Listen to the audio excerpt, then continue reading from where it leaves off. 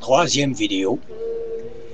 Oh, c'est parce que je suis obligé de prendre des documents et de prendre évidemment des notes.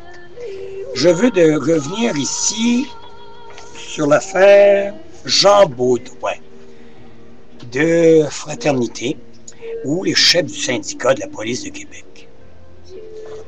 Monsieur a été réprimandé, a été remis à l'ordre certains de ses policiers. Entre autres, une conne, je dois l'appeler une conne, a arrêté une personne qui a le cellulaire en main dans un stationnement privé qu'on appelle un centre d'achat.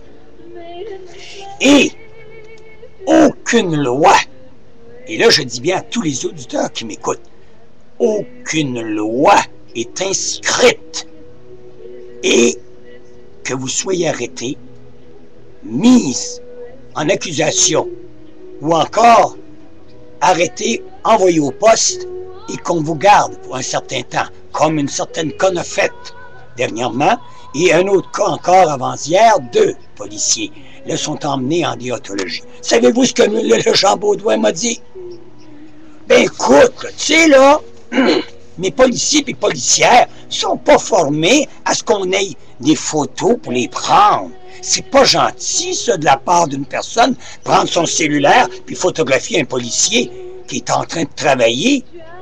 Mais s'il travaillera bien, tabarnak, ce policier-là, il aura bien son projet. Mais, comme il y a de l'abus dans toute chose, ben là, ils sont pris sur le vif, puis là, ils veulent... Non. Vous prenez la vidéo que vous avez enregistrée par l'entremise de votre cellulaire et vous le diffusez. Corrigez-le pas. Faites-en pas une matière de publication anormale.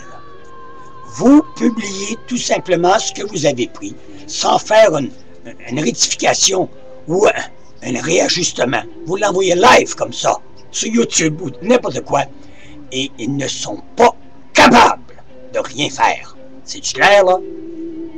Revisiez bien la loi, revisionnez-la, et revisionnez-la. C'est évidemment tout nouveau dans le système de prendre des photos avec le cellulaire ou prendre des situations anormales. Là, vous en avez des policiers qui ont été en déontologie policière. 2 hier, un autre avant, qui avait arrêté le monsieur. Le monsieur a gagné aussi. Hein? Le monsieur a gagné. Se faire arrêter dans un stationnement, imaginez-vous donc, d'un centre d'achat, la voiture non en marche, au cellulaire, reçoit une contravention. Il a manifesté sa contravention, hein? Il a été au bureau qu'il fallait qu'il fasse. Puis il a dit au juge, dites donc vos policières, entre autres, de se retraiter puis de faire attention, puis de retourner à l'école s'ils ne savent pas c'est quoi les nouvelles lois. Fait que ça, c'est à Québec. Mais oubliez pas que vous avez tous les corps policiers de la province de Québec, et que ce soit même la Sûreté du Québec, n'ont pas aucune juridiction sur une photo que vous avez prise ou un reportage que vous faites avec votre téléphone, en autant que ce n'est pas au déprimant. Hein, je sais pas, moi là, j'ai pris une scène de policier qui était en faute, ce qui se peut pas. Ben non, ça se peut pas, ces pauvres petits. Mais que vous en faites pas une rectification pour fin de publicité ou pour dédamoguer ou faire la démogatie ou faire de la ridiculation. C'est ridiculiser la situation.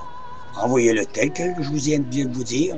Excusez mon langage, les mots se fourgent pour la simple et unique raison que je vis à 100 Chris. On a des bons policiers.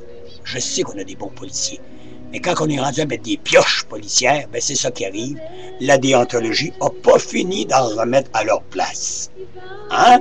Madame la policière avec un gros cul large comme ça, avec vos tout l'équipement que vous avez après vous avez l'air plus d'une bouche qu'une femme. Une femme policière n'est pas une sécurité pour moi. Comprenez-vous? C'est pas une sécurité. Dans le temps, quand on voyait arriver un policier, il y avait une fraternité, le policier nous donnait la main, ou bien il y avait une courtoisie épouvantable. Être policier, pour nous, c'était le bon Dieu. Parce qu'on se sentait en sécurité. On se disait, et maudit, s'il m'arrive quelque chose, gars, c'est le fun. Ce constable-là, il est gentil. Mais aujourd'hui, ils prennent n'importe quelle cervelle, des écervelés, des jeunes de 20 ans, de 25 ans, qui n'ont aucune relation culturelle avec le public. C'est l'argent, puis surtout l'autorité. Tu sais, ça fait des crises de policiers tout croche. Je n'ai pas à nommer si c'est les policiers de Québec, de Montréal, Trois-Rivières, Sherbrooke. Je m'en contre-calisse.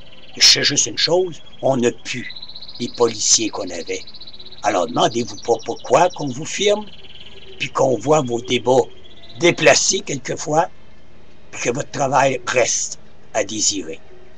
Et je voudrais que ça revienne à son normal, qu'on ait des vrais, des bons policiers, et surtout la grande courtoisie.